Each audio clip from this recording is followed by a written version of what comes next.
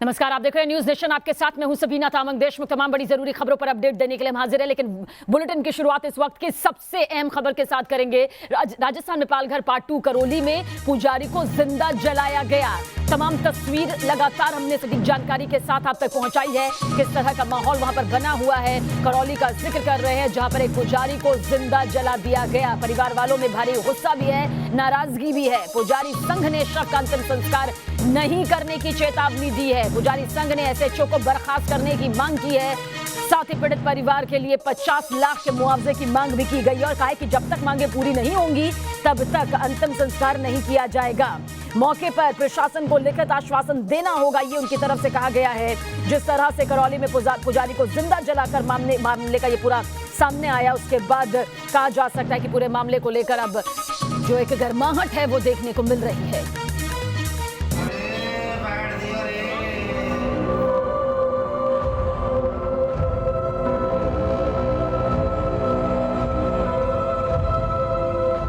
इसको पूरी तरह नहीं मिलेगी सहायता पांचों चीजों की, जब तक इसका कोई अंतिम संस्कार नहीं होगा नहीं तो इसके खिलाफ हम आंदोलन चालू करेंगे। यहाँ प्रशासन से झगड़ा करना पड़ेगा तो करेंगे, अगर और किसी गैर प्रकार की वो है उनकी कुरीतियां उनको अगर सहना पड़ेगा तो सहेंगे। राजस्थान के करौली के बुकना गांव में लोग नाराज हैं। गांव वालों की मांग है कि पुजारी बाबूलाल वैष्णव को जब तक न्याय नहीं मिल जाता उनका अंतिम संस्कार नहीं होगा।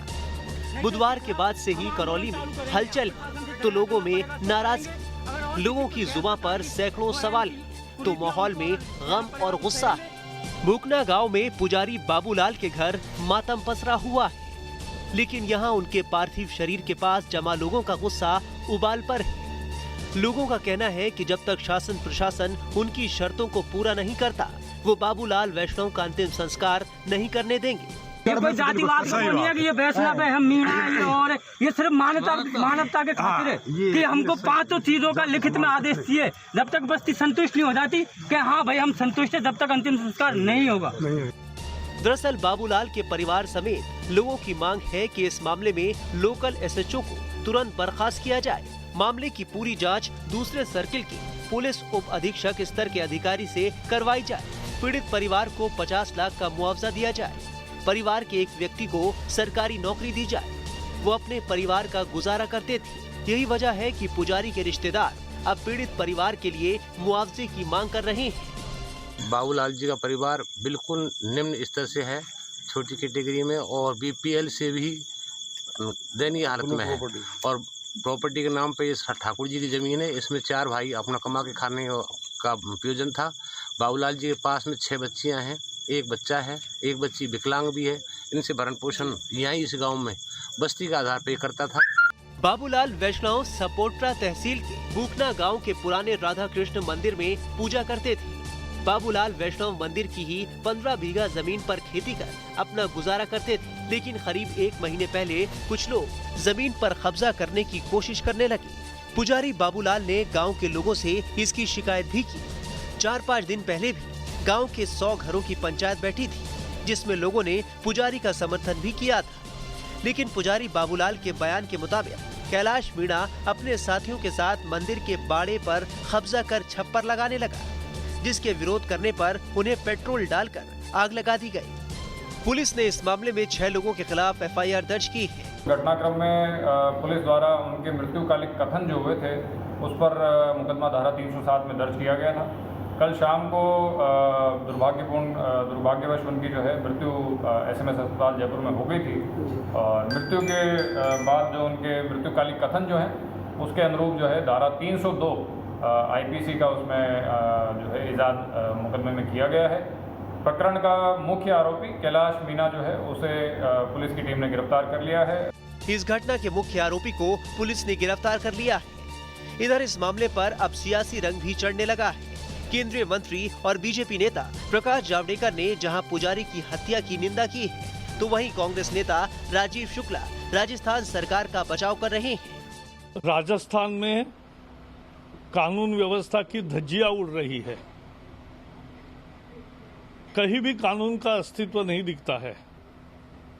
आज करौली में एक पुजारी की भूमाफिया द्वारा जलाकर जो हत्या हुई है उससे पूरा राजस्थान हिल उठा है। राजस्थान की जो घटना है निश्चित रूप से उसका मुख्यमंत्री जी ने कड़ा संज्ञान लिया है और राजस्थान सरकार कड़ी कार्रवाई करेगी जो भी इसमें जो है अपराधी होंगे, क्योंकि वो कानून व्यवस्था से कोई समझौता गहलोत सरकार वहां नहीं करेगी। हालांकि इस घटना के बाद राजस्थान के मुख्यमंत्री अशोक गहलोत ने ट्वीट कर कहा है कि दोषियों को बख्शा नहीं जाएगा, लेकिन करौली के सपोट्रा इलाके में पुजारी बाबूलाल वैष्णव को पेट्रोल डालकर जिस तरह से जिंदा जलाया गया, उसके बाद सभी यही सवाल पूछ रहे हैं कि क्या गहलोत के राज में संत पुजारी सुरक्षित नहीं है। जयपुर से लाल सिंह फौजदार के साथ टीम न्यूज नेशन। और आइए सीधा रुख करते हैं हमारे संवाददाता लाल सिंह फौजदार की तरफ। लाल सिंह, आपसे समझने की कोशिश करेंगे क्योंकि इस वक्त आप मौजूद हैं मौके पर, करौली पर मौजूद है, उस गांव में मौजूद है। क्या कुछ नजर आता है? जो अंतिम संस्कार के लिए शर्तें रखी गई हैं उसे लेकर प्रशासन का क्या रुख है, और अगर नहीं मानी जाती तो क्या आंदोलन को लेकर कोई तस्वीर आने वाले वक्त में बन सकती है?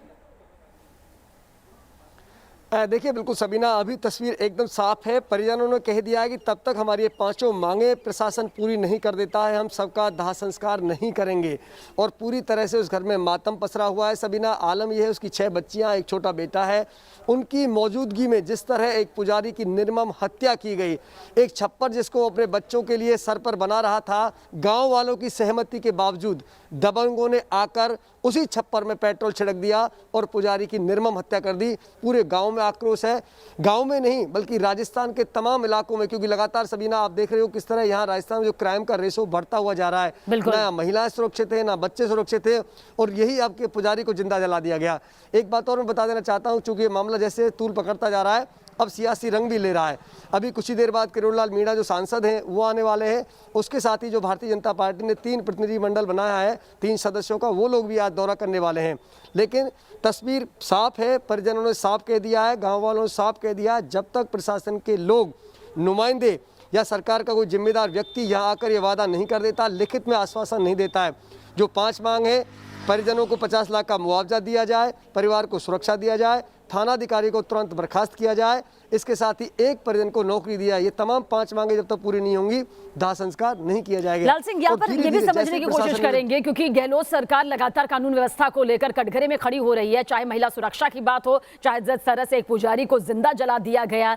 अब इन 5 शर्तों को लेकर प्रशासन की कितनी गंभीरता सामने आ रही है, क्योंकि बहुत से ऐसे मामले हैं जहां पर गंभीरता देखने को नहीं मिली। इस मामले पर गंभीरता होना, सामने आना कितना जरूरी है, वरना एक बड़े आंदोलन की तस्वीर भी क्या देखने को मिल सकती है?